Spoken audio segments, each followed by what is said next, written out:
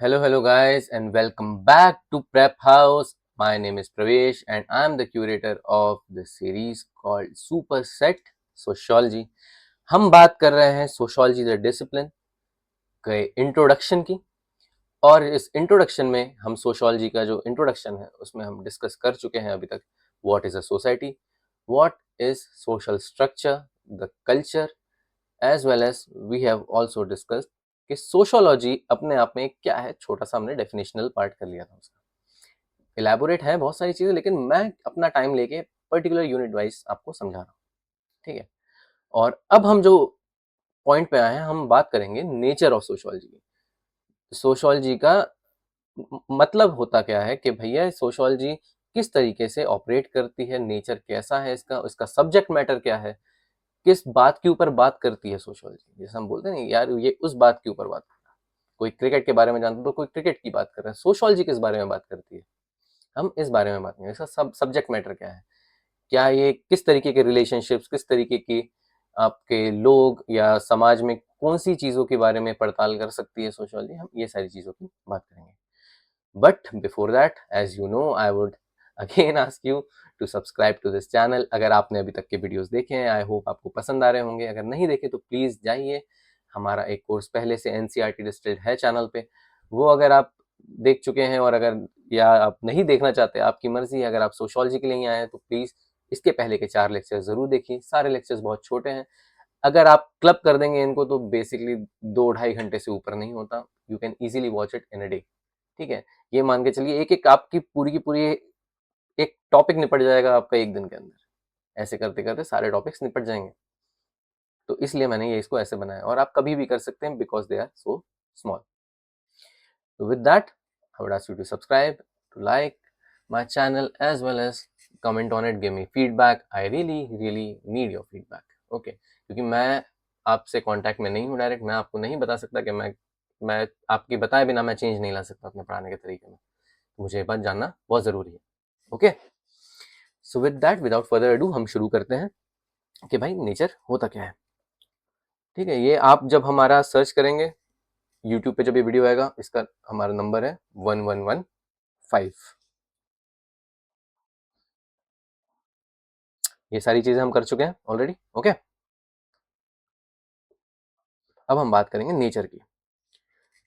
जब हम अभी नेचर की ये बात करेंगे तो आप समझ तो गए होंगे कि मैं क्या क्या टॉपिक पे डिस्कस करूंगा, कि उसका सब्जेक्ट मैटर क्या है, और ये किस तरीके का साइंस है, और ये बाकी चीज़ों से किस तरह जुड़ा हुआ है, किन किन चीज़ों के साथ ये बिहेव सही करता है। अभी हम बहुत सारे इसमें आप देखेंगे, पॉइंट्स देखेंगे, किस तरीके की साइंस, किस तरीके का साइंस है ये एक्चुअली में, ये सारी चीज़ें हम देखेंगे। पर इसमें हम थिंकर जो है, हम एक ही थिंकर की बात करेंगे मोस्टली, जिनकी एक थ्योरी थी, जिन्होंने ये चीज़ें ढूंढी कि एक्चुअली में सोशोलॉजी का नेचर क्या है, और वो आपके थिंकर है रॉबर्ट बर्स्टेड। ठीक है, तो रॉबर्ट बर्स्टेड ने अपनी किताब द सोशल ऑर्डर में आइडेंटिफाई किया कि कैरेक्टरिस्टिक्स क्या है सोशोलॉजी के। ओके, तो ये बात करते हैं सबसे पहले कि that sociology is an independent science. जैसे हम बात करते हैं mathematics and physics are sister science, दोनों बहनें एक दूसरे की, mathematics and physics. History is lot related to science as well as anthropology, so does political science is so related to public administration. इस तरीके से हम ये जज कर सकते हैं, जैसे एथिक्स फिलॉसफी से जुड़ा हुआ है, पर सोशोलॉजी अपने आप में एक इंडिपेंडेंट साइंस है। कोई भी और साइंस समाज की बात नहीं करता। सामाजिक तौर तरीकों की बात कर सकते हैं, लेकिन समाज की बात, समाज को जानने की चेष्टा और कोई साइंस नहीं करता है सोशोलॉजी के अलावा। तो sociology has its own subject matter, concepts and method of inquiry. किस तरीके से पड़ताल करनी है उसका भी तरीका इनका अपना अलग है। Although it borrows insights from social science, it is an autonomous discipline. अब जैसे सर्वेज हो गया, इकोनॉमिक्स से लिया हुआ है सर्वे करने का तरीका, ठीक है, कंज्यूमर्स का कैसे सर्वे किया जाता है वगैरह वगैरह। ओके, स्टैटिस्टिक्स लिया हमने इकोनॉमिक्स से। तो ये सारी चीजें हमने अडॉप्ट करी सोशोलॉजी में, टू नो सोशल फिनोमिना और better and make our studies objective, कि उसमें कोई बायस ना रहे। Facts should be on the table कि भाई 6 औरतें 100 में से डिवोर्स कर रही हैं 25 से 30 साल के रेंज में, तो वो फैक्ट होना चाहिए मेरे आंखों के सामने। तो इसलिए ये एक अपने आप में साइंस है। इसका तौर तरीके थोड़े बहुत लिए जा सकते हैं, लेकिन इसका जो सब्जेक्ट मैटर है इट इज टोटली ऑटोनॉमस, अपने आप में अलग चीज है। Example, sociology studies family as a social institution, whereas economics studies family mainly as a unit of consumption and production. समझ गए होंगे आप? ये पारिवारिक का, परिवार का यानी समाज का सबसे छोटा जो वो है, जर्रा है, आपका सबसे छोटा जो सेल है, मान लीजिए वो फैमिली है, सोसाइटी का। हम उसे इस तरीके से देखते हैं कि ये इंस्टीट्यूशन फॉर्मिंग ब्लॉक है। जिस तरीके से हमारी बॉडी में सेल्स होते हैं, वैसे ही फैमिली सोसाइटी का सेल है। On the other hand economics देखता है उसे as a unit of consumption. Household economy आपने देखी होगी, जो माइक्रो इकोनॉमिक्स वगैरह है, उसमें they take it as a unit of consumption. ठीक है। Sociology is categorical and not a normative science. Sociology studies what is and what ought to be. क्या है और क्या हो सकता है। वो आज के प्रेजेंट स्टेज पे किस वजह से आया, वो हमें जानने की जरूरत नहीं है। ठीक है। It describes and explain social reality without making moral judgements, and sociology deals with facts and not values. अभी क्या चल रहा है, जैसे मान लीजिए गरीबी, आज के समय में भारत में गरीबी है। अब इस गरीबी को ठीक करने के लिए क्या किया जा सकता है? ठीक है। पॉवर्टी इमेंसिपेशन, कैसे ठीक किया जा सकता है, पॉवर्टी को समाज से हटाया कैसे जा सकता है, अब ये इसकी बात करेगा। ये इसकी बात नहीं करेगा कि अरे गरीबी है और गरीबों को बहुत तकलीफ है, गरीबों को इतनी तकलीफ हो रही है कि अस्पताल भर जाते हैं और फिर सड़कों पे जाम लग जाता है। इससे इसे मतलब नहीं है। गरीबी है, गरीबी की वजहें ये थी, इस वजह से गरीबी परपेचुएट हुई कि किसी गरीब के जो बच्चे हैं वो भी गरीब रहेंगे, उनके बच्चे भी जो आएंगे वो भी गरीब रहेंगे। इसका कारण क्या है, ये बातें करता है। सोशल रियलिटी के बारे में बात करता है, समाज में क्या घट रहा है आज के समय में, उसकी बात करता है ये। और ये मॉरल जजमेंट क्रिएट नहीं करता। ये एक इंपॉर्टेंट पॉइंट है इसका, कि ये तुरंत ही ये नहीं बोल देगा गरीबी होनी चाहिए। जब गरीब लोग होंगे तभी तो अमीर लोग होंगे। एक कैपिटलिस्ट मॉरल है, कैपिटलिस्ट आइडिया है। ये बातें नहीं करेगा sociology. Sorry. Example, a sociologist studies dowry as a social institution and not whether dowry is morally good or bad. किस तरीके से जो दहेज प्रथा है वो हो सकता है, अगर आपके यहाँ किसी ने लिया हो तो बहुत बढ़िया, घर में नया टीवी आ गया हो, कार आ गई हो और मूछ को ताव दे रहे हो, तुम बढ़ा खड़े हो, तुम्हारे लिए बहुत बढ़िया, कोई दिक्कत नहीं।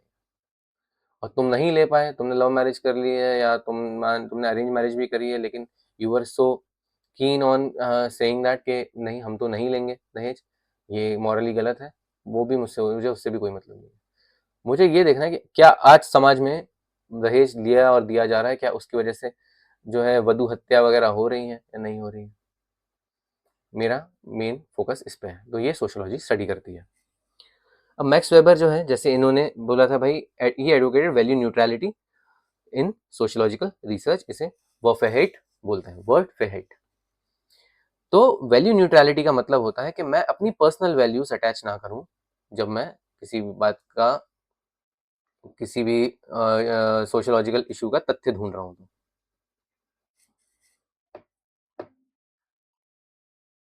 Thank you Siri. सॉरी। तो मैं किसी भी जो सोशियोलॉजिकल अगर मैं रिसर्च कर रहा हूँ तो मैं मेरी पर्सनल बायस में ना आए, वहाँ पे वैल्यू न्यूट्रल रहूँ मैं। वैल्यू न्यूट्रल का मतलब होता है, जैसे सपोज करिए आई एम अ मैन, ठीक है, मैस्कुलिनिटी इज माई वैल्यू, ठीक है, बट अब मैं ये देखना चाहूंगा कि डोमेस्टिक वायलेंस का अगर मैं कुछ केस देख रहा हूँ, मान लीजिए कि मुझे एक स्टडी करनी है डोमेस्टिक वायलेंस में, बीइंग अ मैन, तो क्या मेरी वैल्यूज उसमें आएंगी कि नहीं। आदमियों के ऊपर भी अत्याचार होता है। ये महिला जो बोल रही है कि उसने खाने में ज्यादा नमक डाल दिया तो एक आदमी ने उसे झापड़ मार दिया, उसके हस्बैंड ने उसे झापड़ मार दिया, पर मैंने तो मेरे घर में कभी नहीं देखा कि मेरे पापा ने ऐसा किया हो। मेरे पापा और हंसने लगते हैं, अरे गलती से नमक ज्यादा हो गया। तो ये वैल्यूज हो जाती है। तो ये जो है, मुझे इन्हें छुपा के ही काम करना है, वैल्यू न्यूट्रल रह के काम करना है। मेरे पिताजी अच्छे हैं जो मेरी माता पे हाथ नहीं उठाते कि सब्जी में ज्यादा नमक हो गई, तो जरूरी नहीं कि लेकिन हर आदमी ऐसा ही हो। मुझे इस बात का ध्यान रखना है। Emile Durkheim, the rules of sociological method इनकी किताब है। The social fact should be studied objectively, ये भी यही बात कहता है। तो सोशल फैक्ट जैसे सुसाइड है, हो सकता है कि आपके परिवार में किसी ने बहुत पहले सुसाइड किया हो, तो आप उस पर्सपेक्टिव से मत देखिए कि अरे अच्छा ये कारण हो सकता है कि इस वजह से शायद उन्होंने सुसाइड किया था क्या, आप इस वजह से मत देखिए। हो सकता है उनके मन में कुछ और चल रहा हो इसलिए उन्होंने करा हो सुसाइड। डिवोर्स अगर आपके घर में हुआ हो तो हो सकते हैं वो कारण ना हो जो आप यहाँ पे अभी एट प्रेजेंट देख रहे हैं, तो ऑब्जेक्टिवली आप उसे देखने की कोशिश करिए। Sociology is a pure science and not an applied science. Its primary objective is to develop knowledge about society rather than solve immediate practical problems.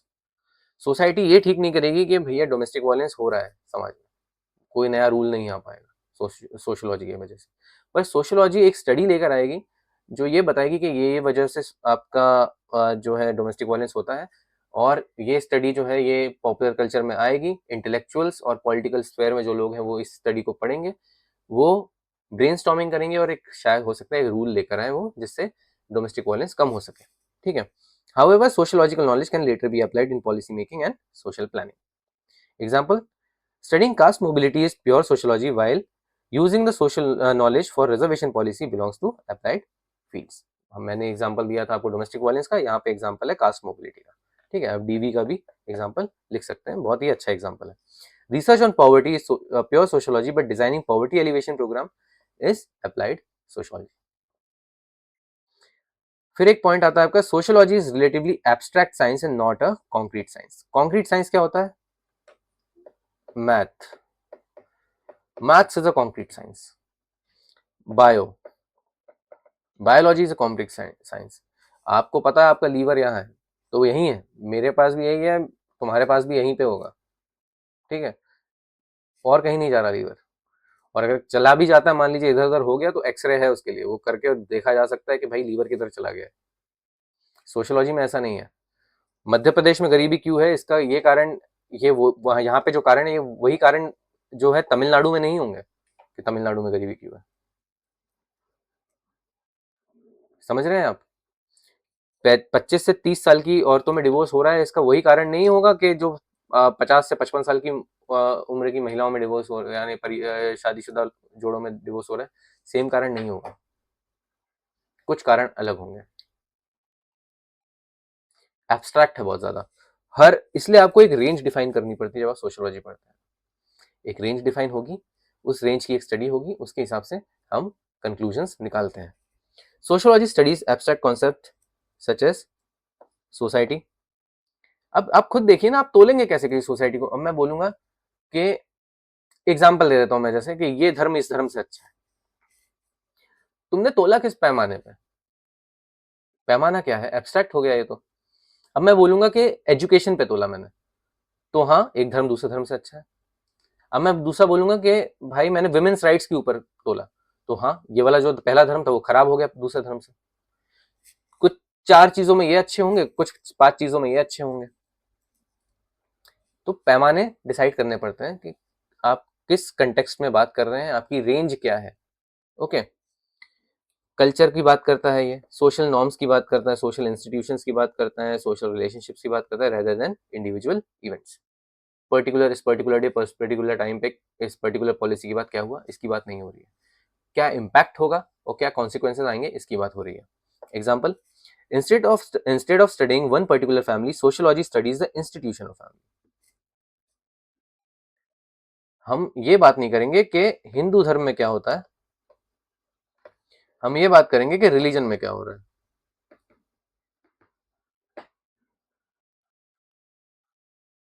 हम ये बात नहीं करेंगे कि एसबीआई बैंक में क्या हो रहा है, हम ये बात करेंगे कि बैंकिंग में क्या हो रहा है। एब्स्ट्रैक्ट है ये, आपको एक बड़ी चीज का छोटा हिस्सा ढूंढना है, तो हर चीज फुल्ली कॉन्क्रीट नहीं हो सकती। अलग अलग चीजें, अलग अलग वैल्यूज, अलग अलग थीम्स, अलग अलग पर्सपेक्टिव्स शिफ्ट होते रहेंगे हमेशा सोशोलॉजी में, ठीक है। उस हिसाब से हमें जज करना पड़ता है अपनी मेंटल मेंटल कैपेबिलिटी के दम पे कि किस तरीके से हम इसे बना सकते हैं। Sociology is generalising and not particularising science. It seeks general principles, patterns of social behavior rather than isolated events. Patterns के बारे में जैसे हम बात कर चुका हूँ मैं, कि पैटर्न्स ढूंढता है सोशियोलॉजी के, भैया डिवोर्स हो रहे हैं तो क्यों हो रहे हैं, बच्चे स्कूल जा रहे हैं तो क्यों जा रहे हैं, जो नए डिंक कपल्स आ रहे हैं तो क्यों आ रहे हैं, लोग शादी क्यों नहीं करना चाहते। ये एक पैटर्न ढूंढने की कोशिश करता है इसमें। Instead of studying one crime, sociology studies pattern of crimes in the society. खून हो रहे हैं तो क्यों हो रहे हैं, ठीक है, इस तरीके से ये बात होती है। Sociology is a general science and not a special science. Special science क्या हो गया आपका? Applied chemistry is a special science. Sociology is not. General science है ये, जनरली बात करता है, होलसमनेस की बात करता है, एक पूरे जत्थे की बात करता है, एक पर्टिकुलर लाइन की बात नहीं करेगा। ये बात करेगा पूरी किताब की, ना ही एक पर्टिकुलर चैप्टर की। ये किताब ऐसी है, ये किताब के उस पर्टिकुलर चैप्टर पे ये लिखा है, सोशियोलॉजी इसकी बात नहीं करेगा। इसलिए मैं बोलता हूँ, जब मैं आपको बताता हूँ कि सोशियोलॉजी बहुत आसान पढ़ने लगता है, जब आपको समझ में आने लगता है कि सोशियोलॉजी को सोचा कैसे जाता है, तो बहुत आसान पड़ता है। क्योंकि अब आपको क्या है ना, आपको निटी ग्रिटीज नहीं ढूंढने, आपको नुआंसेस नहीं ढूंढने हैं, छोटी छोटी चीजें नहीं ढूंढनी कि भैया मेरे को फाई की वैल्यू अगर मैं भूल गया तो क्या होगा। आप एक वाइड स्कोप देखिए, आप कितने पॉइंट्स ला सकते हैं, आप एजुकेशन ला सकते हैं, आप डोमेस्टिक वायलेंस का बता दिया मैंने, रिलीजन बता दिया मैंने, कास्ट बता दिया, क्लास बता दिया, कैपिटलिज्म बता दिया, इकोनॉमी बता दिया, बैंकिंग बता दिया, फिर आपका क्रिकेट बता दिया, कुछ भी ला सकते हो आप, इसमें जो मन में आ रहा है वो ला सकते हो, बस आपको रिलेट करते बनना चाहिए। बहुत आसान पड़ता है इसलिए सोशियोलॉजी, इसी यही कारण है इसका। आंसर लिखना इतना आसान है, बिल्कुल हलवा है, अगर आपने एक बार स्किल पकड़ ली उसकी कि क्या लिखना है और कैसे लिखना है। It studies society as a whole and examines the interrelationship among various social institutions.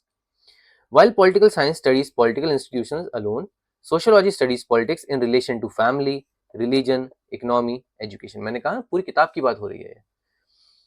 अब जैसे मान लीजिए एजुकेशन पॉलिसी की बात, नेशनल एजुकेशन पॉलिसी जो है, कोई अगर मान लीजिए पॉलिटिक्स का लेंस लगाएगा अगर पॉलिटिकल साइंस का, तो वो बोलेगा कि इस वजह से ये पॉलिटिकल जो आपके अरीनास थे यहाँ पे ये डिसाइड हुआ, इस वजह से एक ऐसी पॉलिसी लाई गई जिससे पॉलिटिकल यूनिफिकेशन होता है, जैसे 3 लैंग्वेज पॉलिसी आई आपकी तो पॉलिटिकल यूनिफिकेशन होता है, वगैरह वगैरह। जब हम सोसाइटल लेवल पे बात करें तो हम फैमिली की बात करेंगे इसमें, नेशनल एजुकेशन पॉलिसी में फैमिली की प्रमोशन, जैसे मदर टंग को प्रमोट किया गया, पहली चीज। दूसरी बात हो गया आपका, अगर मैं एग्जांपल दूं तो इससे जो है आपके समाज में जो है नेशनलिज्म बढ़ता है, नेशनल आइडेंटिटीज और सिंबल्स की बात हो रही है यहाँ पे नेशनल एजुकेशन पॉलिसी में। उसके बाद फ्रेटर्निटी बढ़ती है, 3 लैंग्वेज पॉलिसी जो है आपकी, उसका इम्पैक्ट देखने को मिलता है। बच्चों के ऊपर साइकोलॉजिकल लोड कम होता है, तो हमें जो मेंटल असाइलम से हॉस्पिटल से इनकी नीड की बात यहाँ पे आ जाती है। इंस्टीट्यूशन की बात कर ले, जैसे एजुकेशन की बात अगर हम एज अ होल करेंगे तो स्कूल की बात आ जाएगी, it is also institution. Sociology इतने सारे पॉइंट्स कवर करता है जनरली, और कर सकता है। आप अपने मन से निकालिए नेशनल एजुकेशन पॉलिसी का इकोनॉमी पे क्या इम्पैक्ट पड़ रहा है, आप अपने मन से निकाल सकते हैं क्या इम्पैक्ट पड़ेगा, रिलीजन पे क्या इम्पैक्ट पड़ेगा नेशनल एजुकेशन पॉलिसी का, आप कोई भी पॉइंट निकाल सकते हैं कहीं से भी। Modern sociology increasingly studies environmental issues. देखिए इन्वायरमेंट की बात भी करता है, डिजिटलाइजेशन की बात करता है, ग्लोबलाइजेशन की बात करता है, इन्वायरमेंट की बात करता है, एआई की बात करता है, टेक्नोलॉजी की बात करता है, जॉब्स की बात करता है, एम्प्लॉयमेंट अनएम्प्लॉयमेंट सबकी बात करता है sociology. Sociology is both rational and empirical. Sociological knowledge is based on logical reasoning, rational हम बात कर चुके हैं ऑलरेडी, लॉजिकल होना चाहिए, and observation evidence and research हम इसकी बात कर चुके हैं। एम्पेरिकल जो हो रहा है मुझे आंखों से दिखना चाहिए, साक्ष्य होने चाहिए मेरे सामने, एविडेंस होने चाहिए। 6 में से 100 महिलाओं ने, जो मैंने बताया था 100 में से 6 महिलाओं ने 25 से 33 साल की वर्ग में जो है उनका डिवोर्स हो चुका है। ये तुमको कहाँ से मालूम पड़ा? तो तुम बताओगे कि सर मैंने 100 महिलाओं का एक ग्रुप बनाया, मैंने उनसे बात करी, उनसे बात करने के बाद मैंने उनसे सबसे पहले ये सवाल पूछा, फिर मैंने उन्हें एक क्वेश्चनर दिया, उसमें उन्होंने क्या क्या टिक किया कि क्या क्या कारण थे, तो ये एविडेंस मेरे पास होना चाहिए। तो that's is an empirical system. और logical reasoning, after getting all the data I will deduce conclusions that will make up the study, कि अच्छा ये कारण था कि हस्बैंड बहुत ड्रिंक करते थे, जो आदमियों में जो एल्कोहलिज्म है it is also leading to domestic violence, the lack of money and pressure from the job is also leading to domestic violence. तो मैं कंक्लूजन डिराइव करूंगा ये। तो ये जो है, ये सोशियोलॉजी जो है आपका रैशनल है, एक थॉट लगता है इसमें, लॉजिकल लगता है, लॉजिक लगता है, और एम्पेरिकल है कि इसमें एविडेंस लगता है। बिना स्टडी के मैं सोशियोलॉजी नहीं बता सकता आपको। मुझे कहीं ना कहीं जाके कोई फील्ड स्टडी करनी पड़ेगी खुद जाके, या मैं कहीं से कुछ डेटा कलेक्ट करूंगा जैसे सेंसस से और गवर्नमेंट रिपोर्ट से, या फिर मैं खुद एक छोटा ग्रुप बना के उनका इंटरव्यू लूंगा पर्सनली, या फिर मैं उन्हें उनसे क्वेश्चन पूछूंगा एक क्वेश्चनर देके। इस तरीके से हम रिसर्च करते हैं सोशियोलॉजी की। Both are essential for scientific inquiry. Example, a study of unemployment uses both theoretical explanation as well as survey data. 8वां पॉइंट है आपका, sociology is a social science and not a physical science. ये हम abstract और उस जो हम ये यहाँ पे हमने बात करी थी, ये pure science and applied science वैसे ही पॉइंट है, लेकिन थोड़ा सा अलग है यहाँ पे। ये फिजिकल साइंस की बात है। फिजिकल साइंस क्या होते हैं आपके?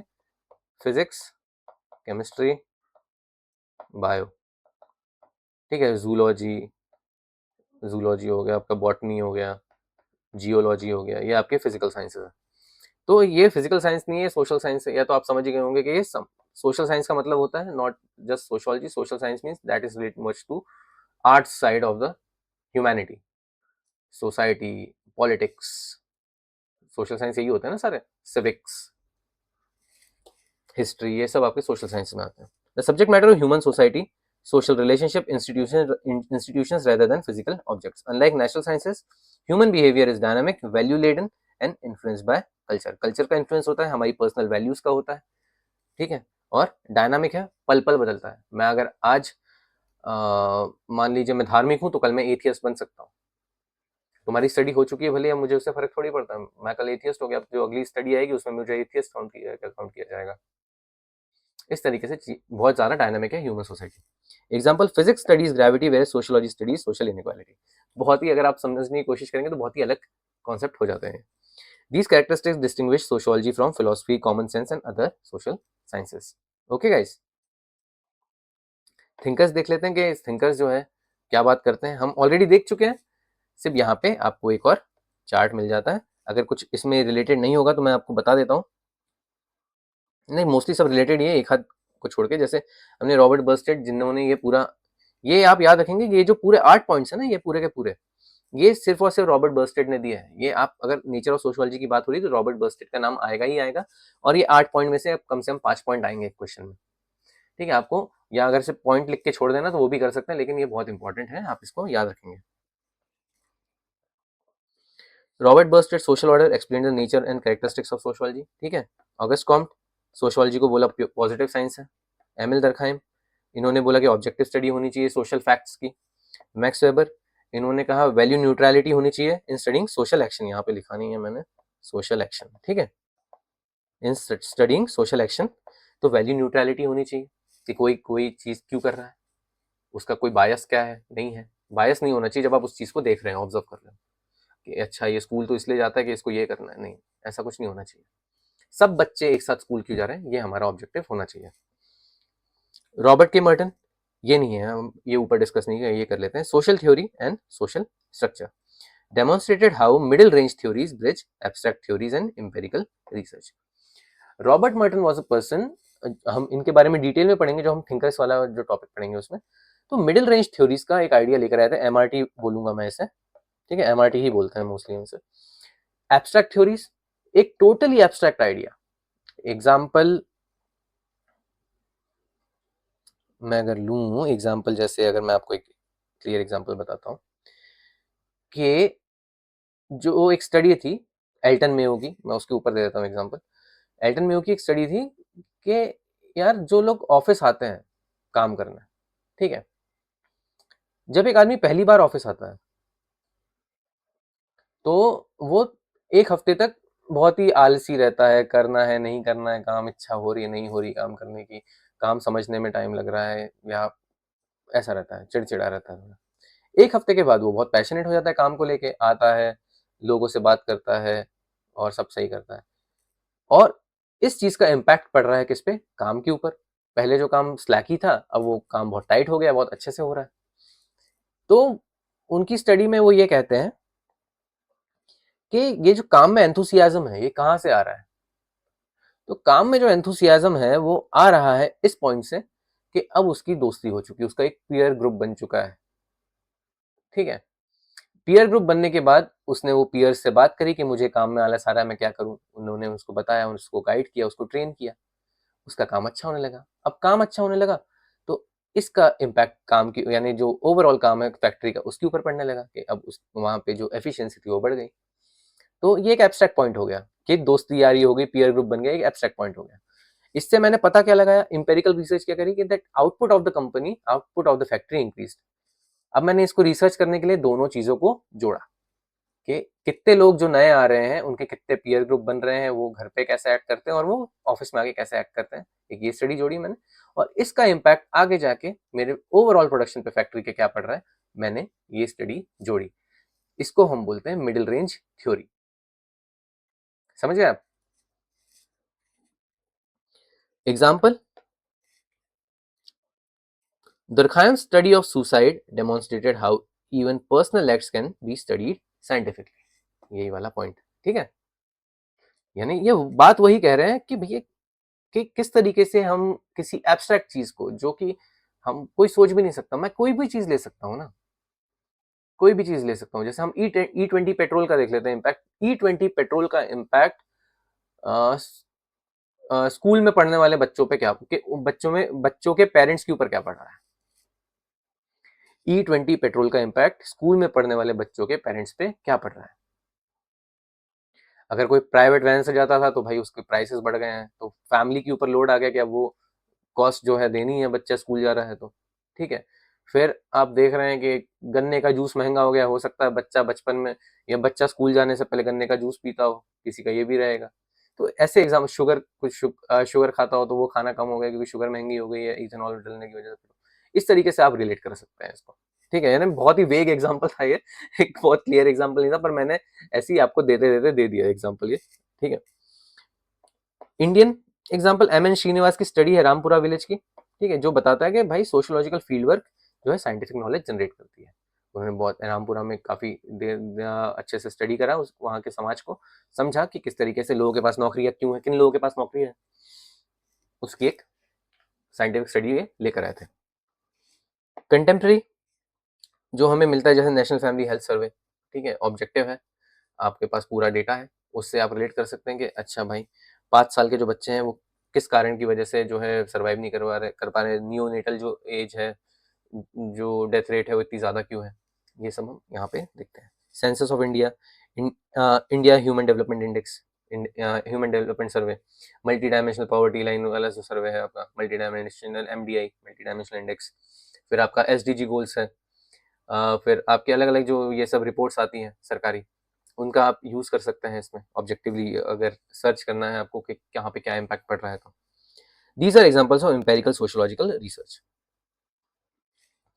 अब प्योर साइंस और अप्लाइड साइंस का एक बेसिक डिफरेंस है, ताकि आप समझ सकें कि जैसे प्योर साइंस आपका सोशियोलॉजी है और अप्लाइड साइंस मैंने बताया जैसे केमिस्ट्री है मान लीजिए, तो इनका डिफरेंस क्या है। तो pure science generates knowledge and applied science use knowledge to solve problems. Problem solve करने का काम आता है अप्लाइड साइंस। थ्योरी ओरिएंटेड होता है प्योर साइंस, और ये प्रैक्टिस ओरिएंटेड होता है। एक्सपेरिमेंट करते रहना पड़ता है, जैसे केमिस्ट्री में आपको तो एसिड बेस मिलाते रहने पड़ेंगे, नए नए आपको कंपाउंड्स बनाते रहने पड़ेंगे, और उसको भी आगे एक्सपेरिमेंटेशन में डालते रहना पड़ेगा, और क्या क्या हो सकता है इससे। एक्सप्लेन सोसाइटी, ठीक है, यानी समाज, हिस्ट्री आपको समाज के बारे में बताती है, फिर आपको एंथ्रोपोलॉजी समाज के बारे में बताती है, तो they teach you about the society and the humanity as well. This is pure science. फिर फिलोसफी हो गया, एथिक्स हो गया। Applied science improve society, chemistry का एक इम्पैक्ट पड़ता है सोसाइटी पे, ठीक है, आपके प्रोडक्ट्स हो गए, आपके कंप्यूटर्स हो गए, नए टाइप के चिप्स हो गए, खाने का सामान हो गया, तेल की क्वालिटी हो गई, ये सब चीज़ों का इम्पैक्ट पड़ता है, केमिस्ट्री है सब कुछ। जनरेट्स थ्योरी, बहुत सारा लिटरेचर निकल के आता है इसमें से, अलग अलग आइडियाज, अलग अलग कॉन्सेप्ट्स, ठीक है, बहुत सारा लिटरेचर आता है प्योर साइंस से। Applied science basically uses this theory practically, जो यहाँ से थ्योरी हमें मिली, इसी को हमने अप्लाई करने की कोशिश करी कि हम इसको कहीं पे फिजिकल वर्ल्ड में यूज कर सकें, तो वहाँ पे हमें इसका थ्योरी का यूज मिल जाता है। Sociology does not tell society what it should become, it explains why society is the way it is. Sociology का बिल्कुल तात्पर्य नहीं है ये कि हमें बदलाव चाहिए बहुत बड़ा, social change, although it's a part of sociology as well, यानी हम पढ़ेंगे भी सोशल चेंज के बारे में, पर वो ये इम्प्लाई नहीं करता सोशियोलॉजी कि सोशल चेंज तो होना ही चाहिए, मैं बदलाव लाके ही रहूंगा, ये मैं इसलिए ये चीज की स्टडी कर रहा हूँ क्योंकि मुझे बदलाव चाहिए समाज में। नहीं, वो इस चीज की स्टडी इसलिए कर रहा है कि वो जानना चाहता है कि ये हो क्यों रहा है यार, ये होगा, इसकी रिपोर्ट कोई पढ़ेगा जिसको लगेगा कि हाँ ये इस वजह से हो रहा है, तो मैं शायद कुछ बदलाव ला सकता हूँ। समझने के लिए कि सोसाइटी में ये घटित क्यों हो रहा है, जो हो रहा है, डोमेस्टिक वायलेंस क्यों हो रहा है, बच्चे स्कूल क्यों जा रहे हैं, धर्म में इतना अंधविश्वास क्यों है, ये सारी चीजें बात करता है सोशियोलॉजी। उसका ये मतलब नहीं है कि मैं बोल रहा हूँ धर्म में अंधविश्वास है तो कल से अंधविश्वास बंद हो जाना चाहिए, उनका ये तात्पर्य नहीं है। Society has always existed but sociology has not. हमने देखा किस तरह डेवलप होता है सोशियोलॉजी। हमने यहाँ पे बेसिक डेफिनेशन देखी। अब हम ये नोटिस करेंगे कि सोशियोलॉजी जो एग्जिस्ट करता ही नहीं था दुनिया में, एज अ साइंस तुरंत उभर के कैसे आ गया, बाहर कैसे निकला ये वाली चीजें हम डिस्कस करेंगे जो हमारा अगला टॉपिक रहेगा उसमें। ठीक है गाइस, अगला टॉपिक जो हम डील करने वाले हैं वो है हमारा social changes in medieval Europe. Europe से प्रचार शुरू होता है, आइडिया शुरू होता है, कॉन्सेप्ट शुरू होता है सोशियोलॉजी का। तो वहां पे कुछ घटनाएं घटी, उनके बारे में हम चर्चा करेंगे अगले पूरे टॉपिक में। Okay guys, so with this मैं विराम देता हूं अपने इस टॉपिक को। हमने 5 लेक्चर करे इस टॉपिक में, 5 हेडिंग्स मैंने खत्म करी इस टॉपिक की। आई होप आपको ये लेक्चर्स पसंद आए होंगे और मेरे पढ़ाने का जो ये नया तरीका है कि हम सिर्फ हेडिंग हेडिंग कवर कर रहे हैं, ताकि आप एक हेडिंग देख के आप अपना जो काम करना चाहते हैं आप वो कर सकते हैं, आप जो चाहे और पढ़ सकते हैं, आपकी मर्जी है। आपको मैं बिठा के नहीं रखना चाहता क्योंकि आप बहुत बिजी हैं, आप तैयारी कर रहे हैं, आप बहुत बिजी हैं, आपको PYQs लगाने, आपको MCQs लगाने, मॉक्स देने हैं, मेंस की आंसर राइटिंग करनी है, आपको और भी सब्जेक्ट पढ़ने। मैं आपको होल्ड करके नहीं रखना चाहता, इसलिए मैं आपको बिठा के नहीं रखूंगा बिल्कुल भी, कि आप बैठ के ही पूरा का पूरा करिए। आप पढ़िए, आपको मेरे नोट्स में से कुछ समझ में आता है तो बहुत अच्छा, नहीं आता है तो just go to the videos और वीडियो में उतना पार्ट देख लीजिए। मैं टाइम स्टैम्प के साथ डालूंगा सब कुछ, तो आप पर्टिकुलरली उतना पॉइंट देख सकते हैं, उसमें भी आपका टाइम वेस्ट नहीं करूंगा मैं कि आपको स्क्रॉल करते रहना है बार को वीडियो के। हर जगह टाइम स्टैम्प होगा, आप आराम से पूरा कर लीजिएगा, आपकी मर्जी है। तो विद दैट बस हम ये देख लेते क्या लिखा है, और मैंने कुछ लिखा है क्या यार, और नहीं, बस यही है। So the scientific study of society became necessary only after Europe experienced unprecedented intellectual, political, economic and social transformation। जो मैंने बोला कि हम अगले लेक्चर में पढ़ेंगे कि चेंजेस क्या क्या है सोशियोलॉजी में। Understanding these transformations is essential to understanding the birth of sociology. हम देखेंगे किस तरह रेनेसां, इनलाइटनमेंट, फिर आपका इंडस्ट्रियल रिवॉल्यूशन, फ्रेंच रिवॉल्यूशन वगैरह वगैरह इम्पैक्ट क्रिएट करा उन्होंने सोसाइटी या सोशियोलॉजी के जन्म में। बर्थ होता है सोशियोलॉजी का। Sociology doesn't exist like history और पॉलिटिक्स और philosophy, it doesn't exist, it was birth, उनका जन्म हुआ सोशियोलॉजी का। It was given birth bye these situations that happened in Europe. Alright guys, ये यहाँ पे यूपीएससी के कुछ पीवाईक्यू है तो ट्राई करिएगा सॉल्व करने का। वैसे इसका मेन रिलेशन जब हम इमरजेंस वाला पार्ट खत्म कर लेंगे तब आएगा, पर मैं थोड़े थोड़े 2-2 3-3 क्वेश्चन डालता रहूंगा हर टॉपिक के साथ, तो देख लीजिएगा बस। अभी जब हम इमरजेंस वाला पार्ट कर लेंगे पूरा, तब आप पूरे इसको सॉल्व कर पाएंगे। ठीक है, अभी आप इसको इतना सॉल्व नहीं कर पाएंगे क्योंकि यहाँ भी देखिए इमर्ज का है। ठीक है, sociology is pre eminently the study of modern society, तो ऐसा ऐसा है, तो टाइम लगेगा उसमें। अब जो मैंने वीडियो बनाए, छोटे छोटे वीडियो बनाए, कंपाउंड करेंगे तो 1-2-2.5 घंटा होगा। ठीक है, ज़्यादा ज़्यादा आप पूरे आराम से कर सकते हैं, कभी भी करिए, आपकी मर्जी है। और एक पर्टिकुलर टॉपिक अपने हिसाब से रिवाइज करिए, लेकिन रोज करिए। मैं रोज अपलोड करूंगा, इसलिए मैं एक ही बार में एक सेटिंग में रिकॉर्ड करता हूँ और मैं धीरे धीरे अपलोड करता हूँ, ताकि आप पे भी लोड ना पड़े और मुझे भी बहुत ज़्यादा प्रेशराइज फील ना हो, because I have other works to do as well. और बहुत सारा इस प्रोडक्शन में भी बहुत टाइम जाता है, तो मैं इतना प्रेशर किसी पे भी नहीं डालना चाहता, ना आप पे ना खुद पे। So with that, I'll take your leave. I'll see you in the next topic. Basically, that will be the emergence, the social change in medieval Europe. Social change in medieval Europe की हम बात करेंगे. Till then, take care. Bye.